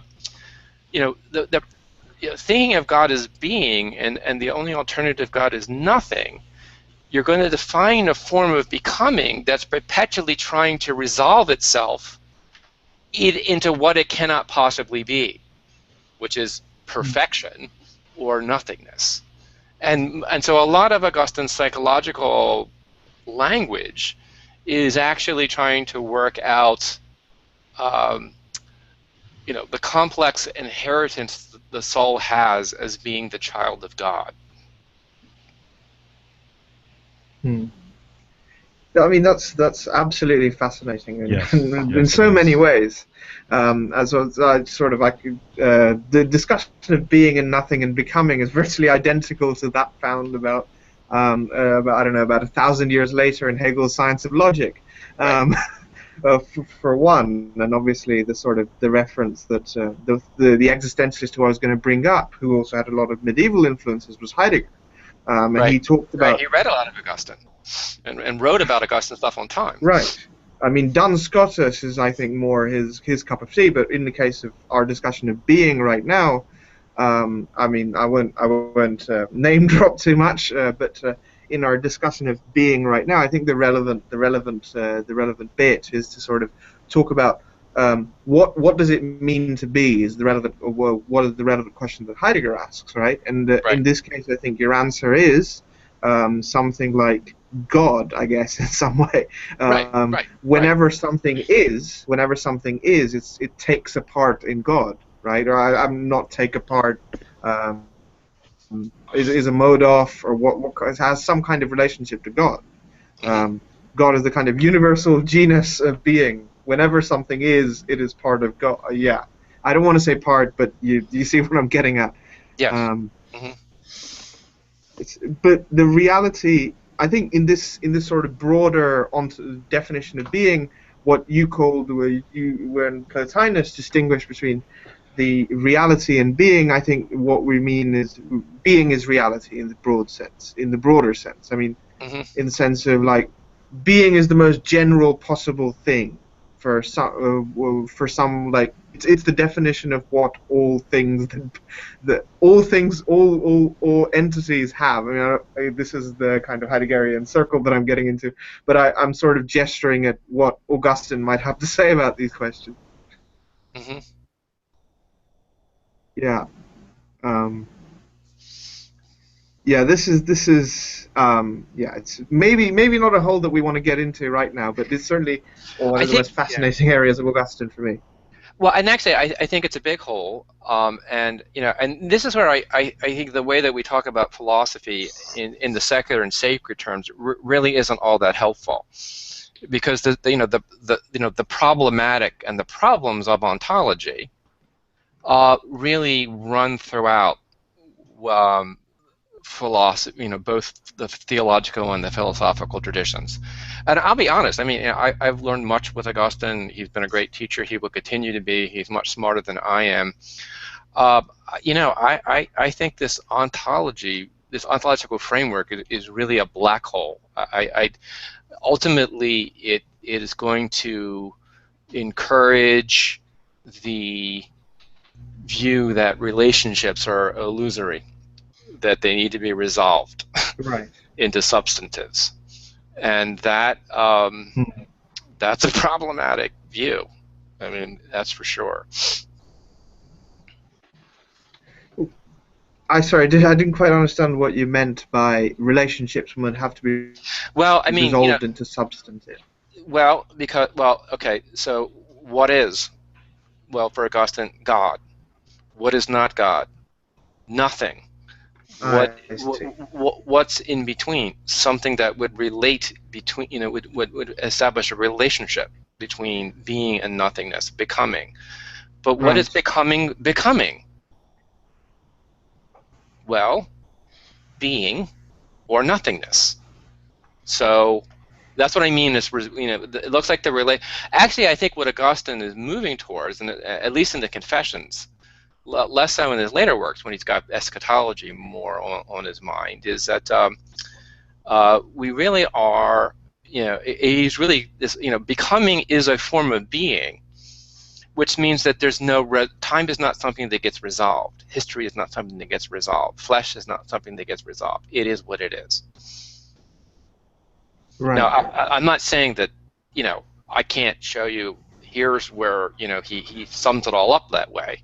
But I think that's where the thought in the Confessions is coming. I mean, it's very evident in the book on time to me when he's talking about the relationship between eternity and time, and he basically comes to the conclusion that seeing the eternal God as simply a resolution of time's movement in and out of being is not right. That there's some forms of imperfection that are really not defined against perfection. Life in the flesh is one of those things. So he wants to accept some kind of, he doesn't want to sort of like, he seems to think the whole practice of ontology in the way that you defined it, of sort of, talking about grounding everything in terms of some kind of universal, and sort of shrinking all the particular things that you find in the world. Relative to these sort of big categories like being and nothing and becoming and whatever. They seem to sort of shrink the world in a way, they seem to lessen it, and he doesn't seem to want that. I mean, that's the sort of what I took from what you said.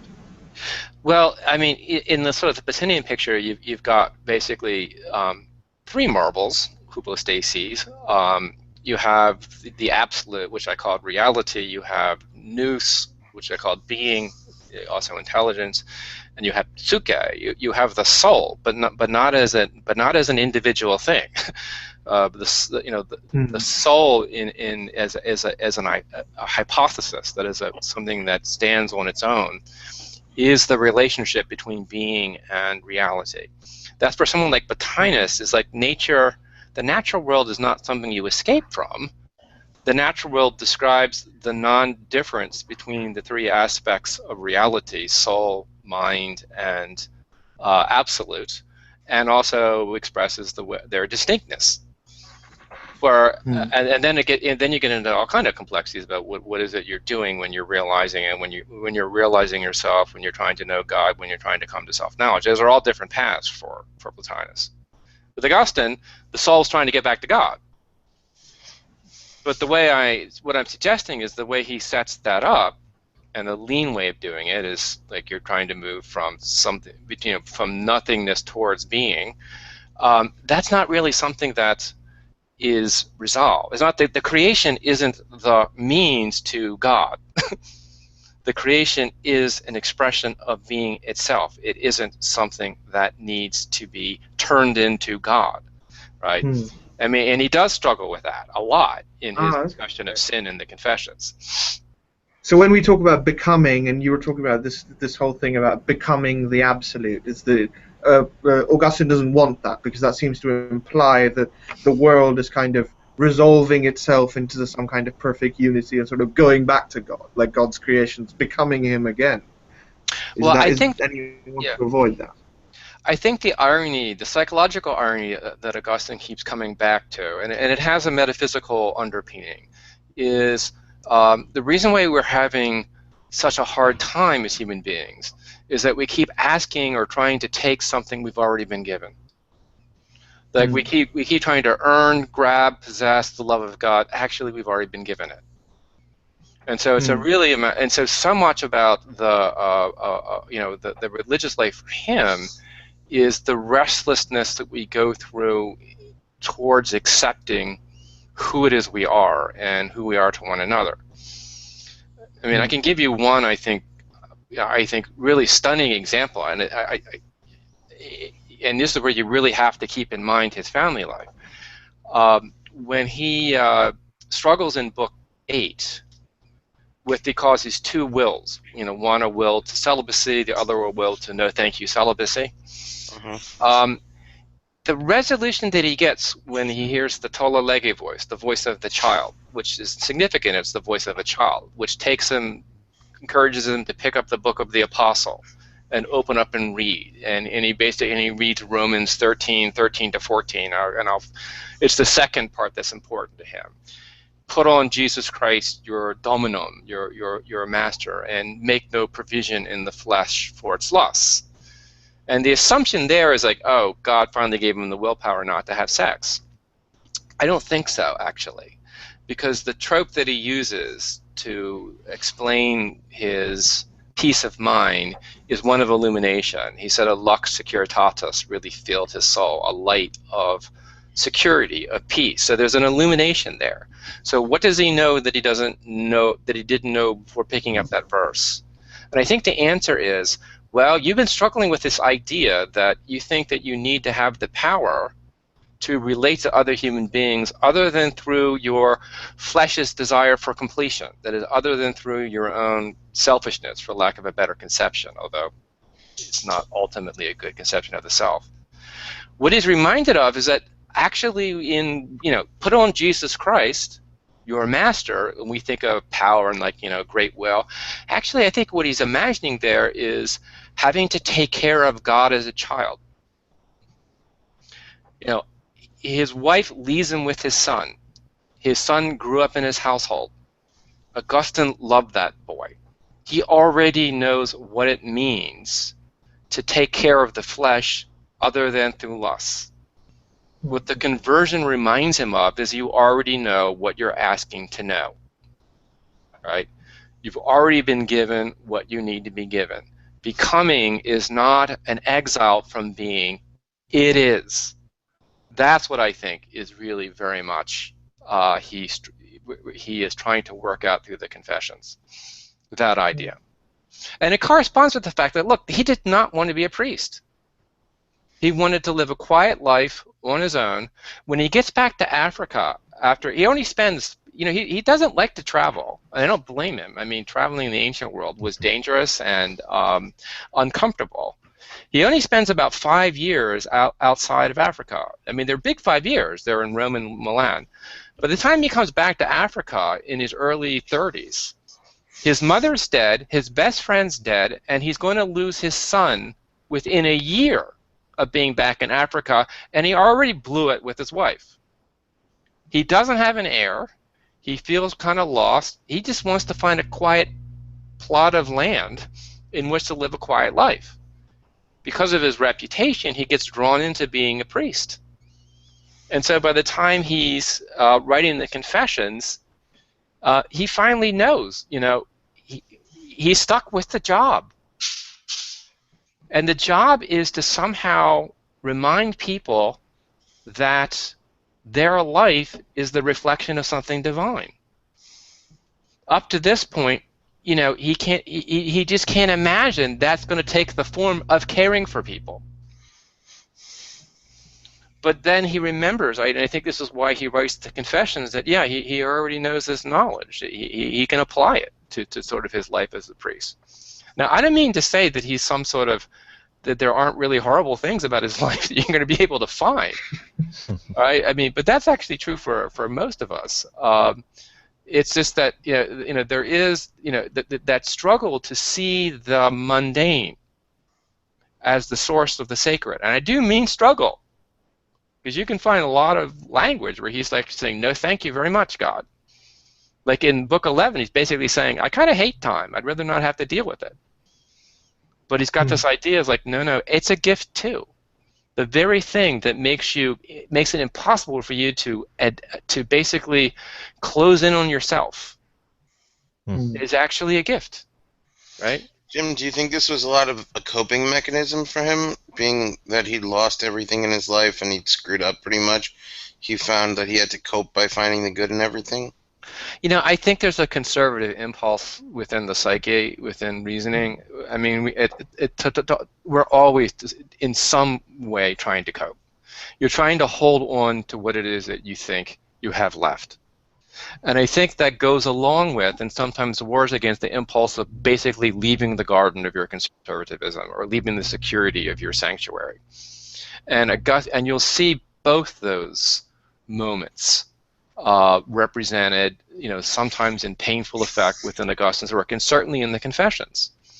There's a part of him that wants to turn in the wagons and just say, look, this is what's valuable. I'm going to hold on to it.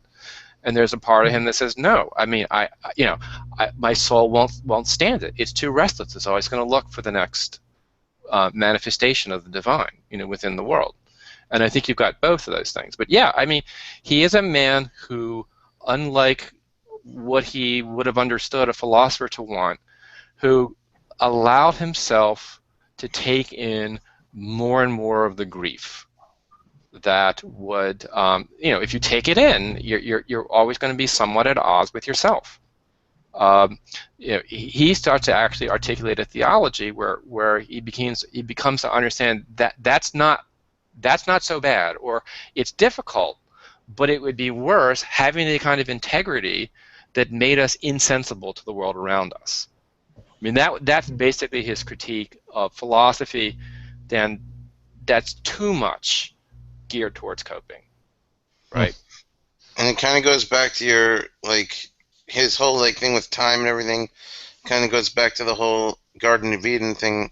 Actually, made me think of, the old saying, ignorance is bliss. I never really connected it with the Garden of Eden until now, but I must have come right out of there, right? Ignorance is bliss. Bliss is Eden. The tree of knowledge is the opposite of ignorance. Ignorance is bliss. Knowledge can be hell. And then from there on, the more understanding he has, the more he has to grapple with things, the more he has to contextualize things, and he has to justify things and cope with them by saying, hey, you know what, this sucks, but I guess it's good. I'm grieving, but I guess it's good. It's all pretty good. And that's sort of his survival mechanism. That's kind of like going back to earlier when we talked about the attachment, the illogical attachment that we have to things that die. How do we cope with that? We say, all right, well, it's good. You talked about your kids, and you talked about the attachment to them and this moment of you realizing your own mortality earlier, and how do you deal with that? You say, you know what, I'm not going to be with these kids forever. These kids are not going to be with me forever. We're at some point going to be parted through death, but in the meantime, this is really good, and that's how you deal with that. That's what you say, good overwhelmingly beats out these emotional landmines that I was talking about, the fact that whatever we have in the present time that we can value in our lives, anything that's currently tangible and good in this moment is the only thing we can focus on, because you'll drive yourself insane worrying about A, what you don't have, and B, what you won't have, so. Well, speaking of time and parting, I think it's time to wrap things up. This was a great talk. Can I ask one really quick question of Jim? No. Jim, you mentioned 3 Greek terms, nous, soche, and there was a third one that I think you said was the absolute? Yeah, it's sometimes, usually Plotinus will say the one, hen, in Greek. Hen? Mm-hmm. Huh. And it's from Plotinus, you said? Yeah, the Aeneids. Okay, got it. Okay, cool. Thank you.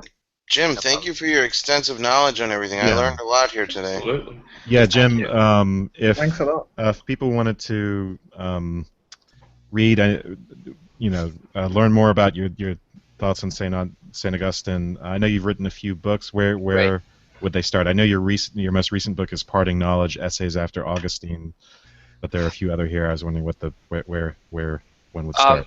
I think the book I actually wrote to be the most accessible, and it remains to be seen whether I succeeded, is a little book called Augustine: A Guide for the Perplexed. Okay. I wrote it to be under $20 and take less than an hour and a half to read. I mean, that was my goal. A mix of Augustine and Maimonides in the title there. Well, the series is a guide for the perplexed. I didn't have much of a choice on that, though I like it, and I think it fits Augustine pretty well. And yes, I'm sure they took it from Maimonides and didn't pay him for it. I bought it. will, I've got it right here, and I must say it was a good buy. Oh. And a Mog, by the way, you have a podcast as well, is that right? Oh yes. But it's not something I wanted to plug really. But, Oh, you don't want to plug Do it okay. anyway, Amok. Come on, peer pressure. But Jim, yeah, this was out. Go ahead, Mog. Sorry. Sure. Go for it. I do a podcast with C. Derek Varn, who used to be who was a guest on PEL a couple of times. Okay. And it's called Symptomatic Redness, and we talk about all sorts of things, but mainly history and politics. Oh, Right. nice. I Symptomatic should redness. have let him not plug it. Huh? That was a real downer. Huh? Yeah, and so I didn't come on with the explicit intention of plugging. I was more. Well, I was imagine he'll be back drinking for in- the Hayek after show. I'm sure we'll check it out. That sounds interesting. Wes, thanks again for everything. Yes, thank you, Wes. And looking forward to the next episode. Can we get a spoiler on what's coming next? I don't think we've determined that. I don't know that we're doing an after show for every episode at this point. The next episode is about economics, right?